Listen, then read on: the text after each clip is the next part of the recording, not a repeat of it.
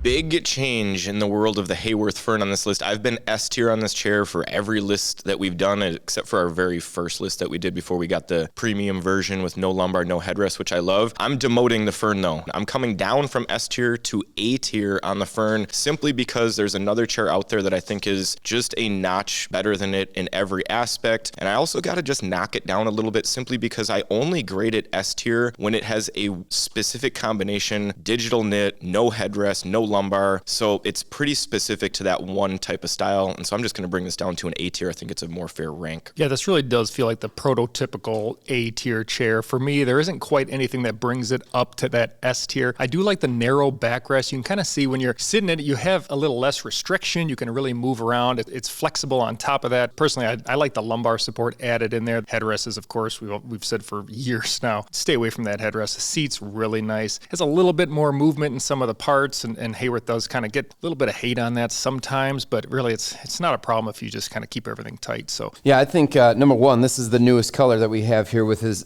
the gradient mesh. Feels a little bit different than the other upholsteries. I think it's got a nice softness to it, but it's not going to be quite as soft as that digital knit. I do like the look of it, of course. Overall, I gave this chair an A in the past. I'm going to stick with the A. I don't think it's changed significantly for me, maybe like Ryan, because I was already at the A. Unlike Ryan, I love the lumbar support, but I definitely would go no headrest. So A overall with everybody, I think. The Herman Embody is a chair that I've had in S tier basically since we got the chair in. I should say the gaming version of it, not the standard version. The gaming version is a little bit different, but this is going to be like the Fern for me. I'm going to drop this one from the historic S tier that I've had on this thing down to an A+.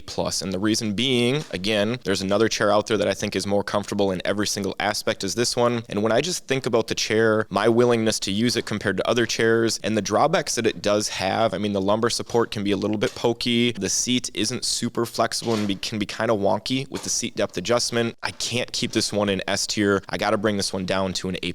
This was kind of the first chair I ever sat in that was one of these high-end office chairs. I loved it right away, and then, we bring in all these other chairs, and then you got to figure out how does it rank. For me, I'm still at an S tier here, and actually, it kind of went up because we have that Atlas headrest on there, so adding the headrest brings it even further up for me. A lot of people have talked about the shoulder roll issue up at the top. I never find this to be a big issue because I just kind of dial back the back angle, and that kind of fixes it, and then, again, adding that headrest kind of keeps a little bit of extra pressure off the top of the back for me. I love the arms, the big wide pads, and I kind of like the lack of adjustability because it makes them really solid. Going to be an S for me. Yeah, I mean, unlike Ryan, I'm actually going the opposite way that Ryan went on this one, and I think it's more of a peer pressure thing. Everybody loves this chair, and I've been giving it an A+ for absolutely ever because of that shoulder roll. However, I'm going to go and bump mine up here. It's ridiculously comfortable. The seat's insane.